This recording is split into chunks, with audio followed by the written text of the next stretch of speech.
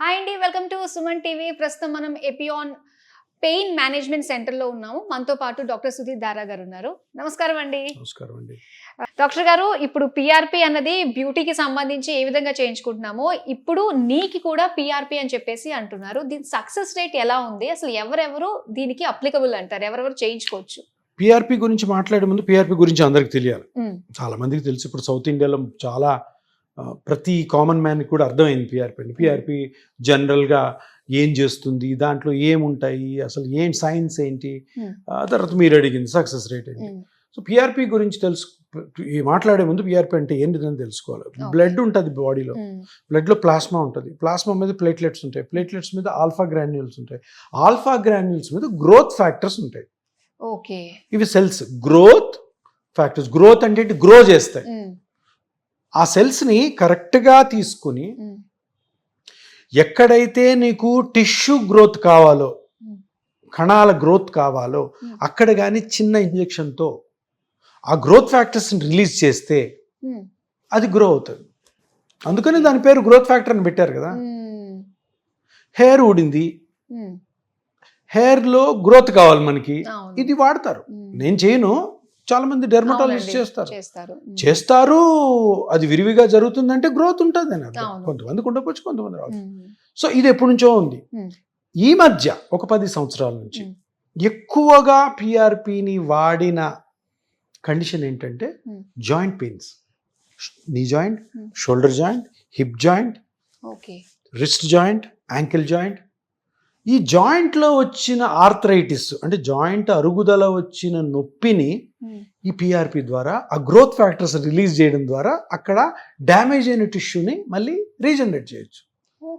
ఇదే సైన్స్ చెప్తుంది. ఆ సెల్స్ అందుకే వాడేది. సో బేసికలీ మోకాళ్ళు తీసుకుంటే ఒక లిగమెంట్ కట్ అయింది అనుకో, దానివల్ల నొప్పి వస్తుంది.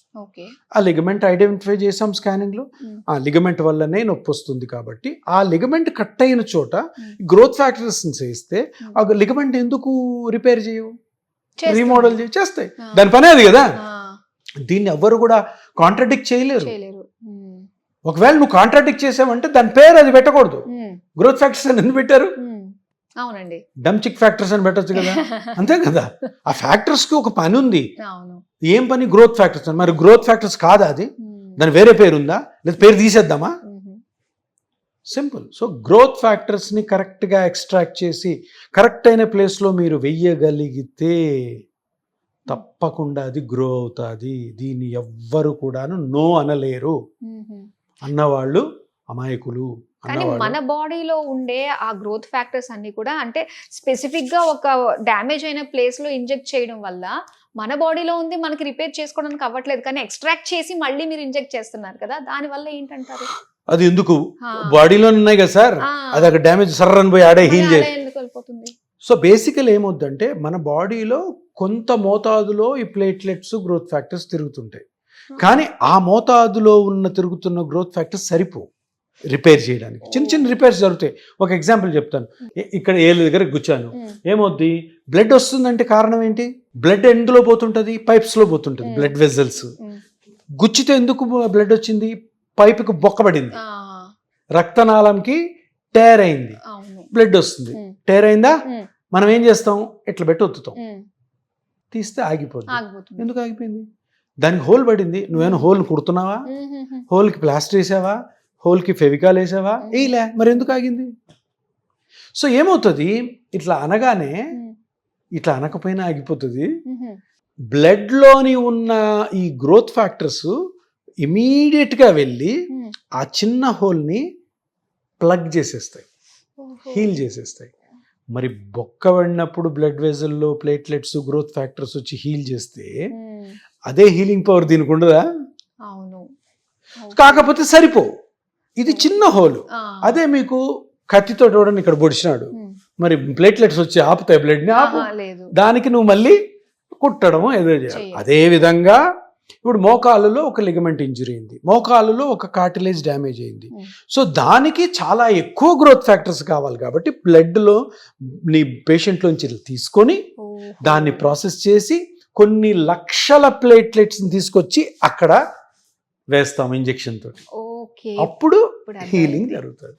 అర్థమైందండి ఇప్పుడు. సో అలాగా ఏ కండిషన్లో ఎంత బ్లడ్ తీసుకోవాలి, ఏ కండిషన్స్లో ఎన్ని గ్రోత్ ఫ్యాక్టర్స్ రిలీజ్ చేయాలన్నది ఉంటుంది. దాని ప్రకారం మనం ట్రీట్మెంట్ చేస్తాం.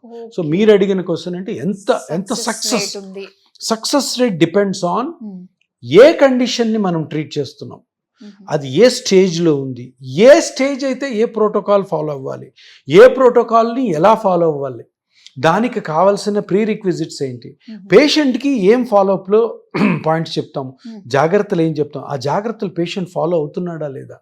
సో ఇవన్నీ కూడా కలిపితే పిఆర్పి ఎప్పుడైనా మోకాల్లో కానీ, షోల్డర్లో కానీ, స్పైన్లో కానీ ఏ జాయింట్లో వేసినా కూడా సక్సెస్ రేట్ అరౌండ్ 80 to 90% ఉంటుంది. ఊరికి అది వేసేసి అదేదో మ్యాజిక్ చేస్తుందని అనుకుని కొందరు డాక్టర్లు చేస్తున్నారు. అలా చేయడం వల్ల నష్టమే తప్ప లాభం ఉండదు. దానికి ఒక ప్రణాళిక ఉంటుంది, దానికి ఒక సిస్టమ్ ఉంటుంది, దానికి ఒక ప్యాటర్న్ ఉంటుంది. ఆ ప్యాటర్న్ తెలిసిన డాక్టర్లే చేయగలరు. కొంతమంది ఇది తెలియని ఇది ఈ నాలెడ్జ్ లేకుండా ఎవరైతే చేస్తున్నారో దానివల్ల పిఆర్పికి చెడు పేరు వస్తుంది. బ్యాడ్ పిఆర్పి చేసుకున్నాను, పని చేయలేదు. సో ప్రజలందరూ తెలుసుకోవాల్సింది అంటే ఎవరి దగ్గర చేయించుకోవాలి, ఎవరికైతే ఎక్స్పీరియన్స్ ఉంది. కొంతమంది డాక్టర్ల దగ్గరికి వెళ్ళాడు, పిఆర్పి పని చేయదంటాడు. ఒకటే క్వశ్చన్ అడగండి ఆ డాక్టర్, మీరు ఎన్ని చేశారు సార్ పిఆర్పి? మీరు పిఆర్పి చేయకుండా పిఆర్పి గురించి ఎందుకు మాట్లాడుతున్నారు? మాట్లాడకూడదు. ఎందుకంటే ఒక మంచి ట్రీట్మెంట్, ఒక సేఫ్ ట్రీట్మెంట్, పెద్ద ఆపరేషన్ ఆపగలిగిన లక్షణం ఉన్న ఒక ట్రీట్మెంట్ని చెడు కమ్యూనికేషన్ తోటి ఆపాల్సిన ప్రయత్నం చేయకూడదు. అంటే ముఖ్యంగా ఏ ఏజ్ వాళ్ళు చేయించుకుంటే బెస్ట్ అంటారు ఇది పిఆర్పి? ఏ ఏజ్ అన్నా చేసుకోవచ్చు.